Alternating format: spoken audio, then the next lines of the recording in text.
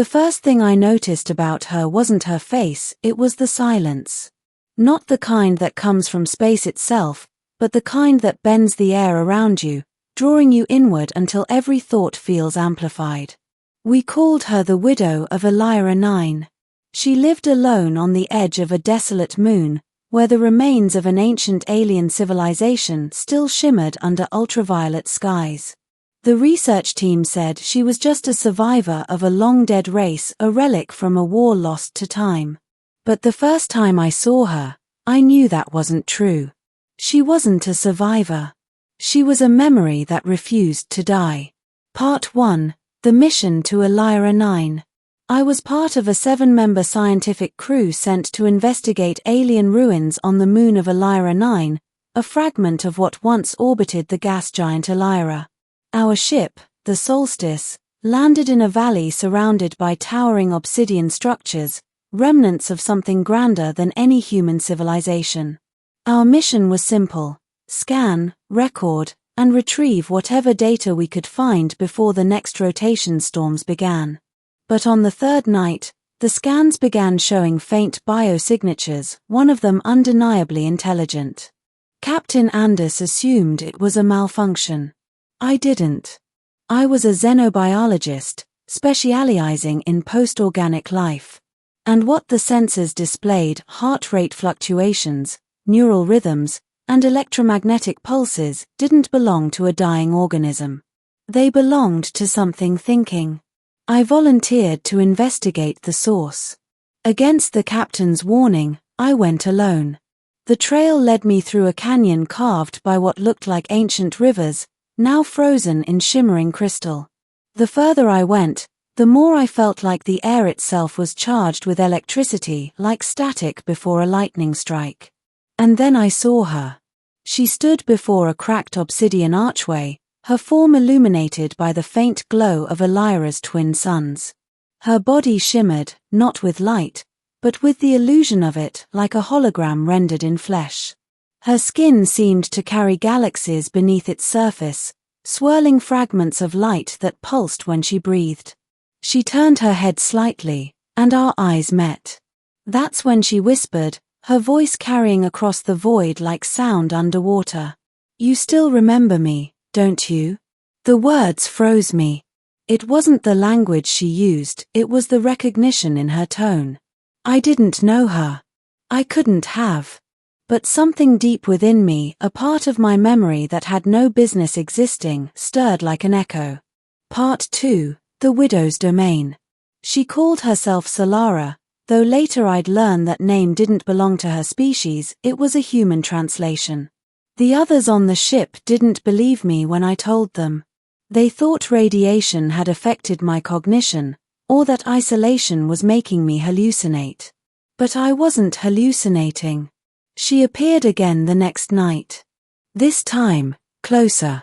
Her eyes, if they could be called that, were twin rings of silver and violet, glowing faintly, reflecting starlight and emotion in equal measure.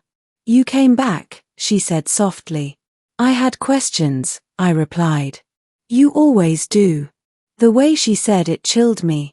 She spoke like she knew me, not just in the moment, but through lifetimes.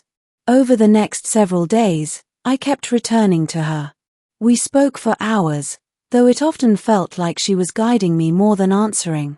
I learned fragments of her story. She wasn't just an alien widow. She was the keeper of memory, a vessel left behind by her people, who had transcended physical existence. When they left this realm, they imprinted their collective consciousness into her being, binding her to their past. "Why stay behind?" I asked once. She smiled faintly. "Because someone had to remember." Part 3. The memories that weren't mine. It started small, dreams. I'd wake up with flashes of images that weren't mine, towering crystalline cities, oceans of liquid light, voices chanting in a language that hummed in my bones. Then came the emotions, grief, love, longing. A name repeated in whispers, Solara. I didn't tell the crew. They already thought I was unstable. But I knew what was happening. When she touched me for the first time, her hand light as air, I saw everything. A man, human in shape, alien in soul, standing beside her under Elira's twin suns. His face was mine, though I didn't recognize it. His hand was intertwined with hers as their world burned behind them. "You were there," she said, voice trembling. "When the stars fell." "I can't be," I said weakly. "But you are. You always come back." Her words echoed like thunder. I stumbled away, my mind splitting between what I was and what I had been. The crew found me hours later, disoriented, mumbling fragments of an alien dialect. They confined me to medical for observation. But I couldn't stop thinking about her. About us. Part 4, The Truth Beneath Elira. The storms came sooner than expected. Winds like liquid fire tore through the valleys, and we prepared to evacuate. But before departure, I escaped containment. I had to see her one last time.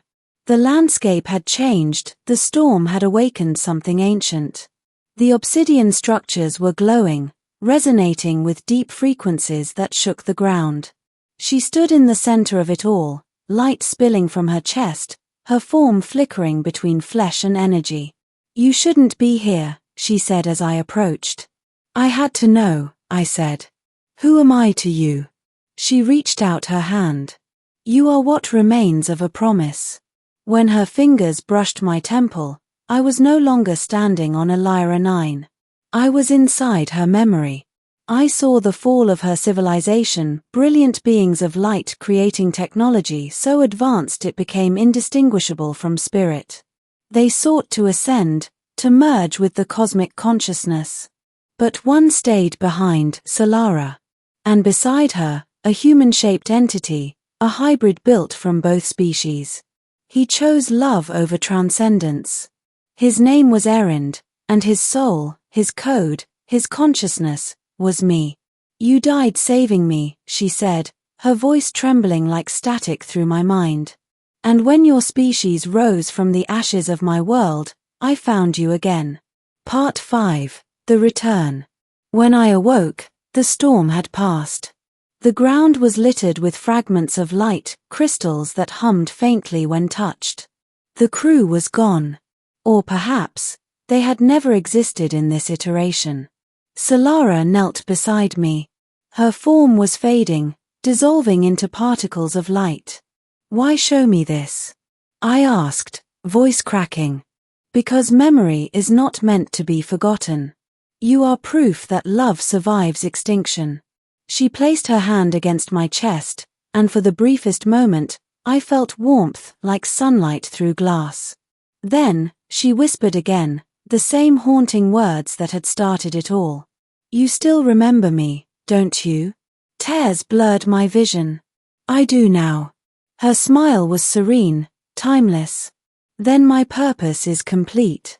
Her body dissolved completely, scattering into the wind, her essence joining the shimmering haze that danced above Elira's horizon. And then there was silence again. Part 6, The Signal. I don't know how I survived. Days later, an automated rescue ship from the Orbital Research Council found me near the ruins, dehydrated and delirious. They said there were no traces of any crew, no logs, no evidence the Solstice had even landed.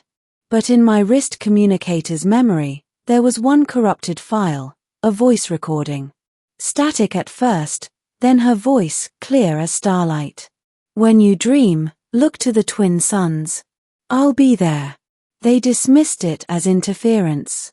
I knew better.